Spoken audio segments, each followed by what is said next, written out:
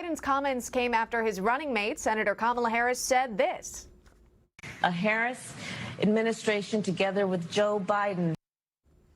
All right, joining us to discuss, Adam Guillette, the president of Accuracy in Media, also welcoming in Joe Pinion, a Republican strategist. All right, so with Harris, maybe the other day we thought it was a slip-up, but Biden also referring to it as a Harris-Biden administration.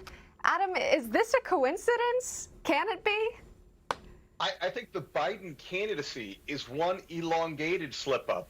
Hardcore Trump friends of mine are convinced that Biden's got degenerative brain disorder or something, and I make the case that he's always been kind of goofy. But every day, Biden is trying to prove me wrong. It's silly goof up after silly goof up, and some of them have a consistent message like that one. I don't know what to make of it. Yeah, well, especially when he goes off script, or appears to go off script, I should say. You never know exactly what you're going to get from the candidate. But, you know, Joe, it is worth noting that if we take a look at the stats of Kamala Harris before she actually dropped out, she only got 3% of support in the Democratic Party here. You know, it makes you wonder how Democrats think it's going to be different this time around, almost, of course, putting her on the ticket and then maybe even elevating her within her own ticket. Well, look, I mean, I think we have much documented evidence that a vice presidential candidate can be a good pick even if they are a terrible candidate themselves. I think Joe Biden might be the best example of that, helping to shore up Barack Obama where he was weak. I think the bigger issue for Kamala Harris is that she's not well situated to do exactly what Democrats want her to do, which is to galvanize that African-American base. And so when you look at the fact that she got basically no black voters in sight to support her during the Democratic primary, when you look at the fact that, again, you have now Democrats dealing with an all-hands-on-deck fire from Kenosha to Minneapolis, with fires burning from rioters who pretend to be peaceful. I think those are the issues that they're going to be worried about. And I feel like the fact that they're, going back into DeLorean to go, back to the future, to the Harris campaign 4 years from now, I think just really illustrates the fact that they're woefully out of step.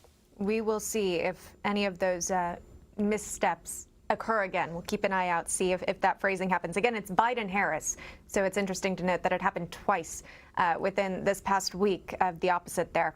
Want to switch gears, though, and talk about yesterday's historic peace deal at the White House. Clearly a reminder about how historic this was. This goes across party lines here, and quite frankly, the media should be willing to cover it openly and fairly, of course. But if we kind of take a look back as to how media covered first when the Trump administration announced that they would be moving the U.S. Embassy to Jerusalem, this is how the media covered it. I want to play this for you and get your response. President Trump's big decision to recognize Jerusalem as the capital of Israel, and one that Palestinians and others say could destroy hopes of Middle East peace once and for all. The president's unilateral action will get people killed. How hot will it get? And how destabilizing will it be? What he has done is thrown a diplomatic bomb into the Middle East peace process. They're not interested in history. They don't know history. That would then embarrass all the Sunni Arab regimes. They would have to do something, enormously complicating, by the way, Israel's relations with them. It's going to stop any hope of Middle East progress in the peace talks. This kind of policy, unilateral decision, will basically wreck the Middle East. All right, so the predictions were it would wreck the Middle East. Adam, your reaction, of course, considering we saw this historic peace deal happen yesterday.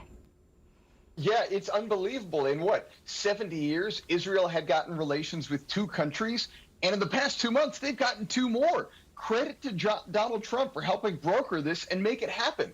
It's an amazing reminder of what an Orwellian time we live in with this media, that they believe that peace deals means less peace. It's clear that to them, peace means war. Peace means driving Israel into the sea. Peace means Israel giving up all of their country to people who hate them.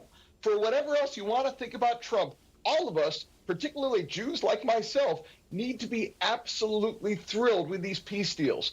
Barack Obama got a Nobel Peace Prize for what? Shooting civilians with drones? Whereas Trump has actually brokered some peace in the Middle East.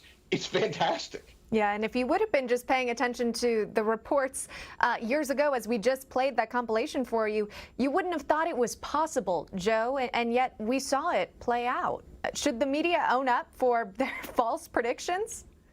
I mean, first and foremost, we have to remember that moving the actual embassy has been a bipartisan promise that every president in my lifetime has made and then failed to deliver on. So this notion that somehow that President Trump just plucked this out of the air, like some lunatic, is actual lunacy. The fact remains is that you're talking about the fact that every single professional has staked their career on the notion of a two-state solution, and now you have President Trump engaged in what seems to be peace brinksmanship, basically saying that if the Palestinians are unwilling to come to a table for peace, if they're going to continue to send terrorists to the table for peace in the name of the Palestinian people, then we can actually broker peace by having solidarity among all of America's allies in the region. And I think that that is an approach that many people have frowned upon. And I think the fact that it's actually on the precipice of actually working has Democrats pulling their hairs out, has the foreign policy experts basically befuddled.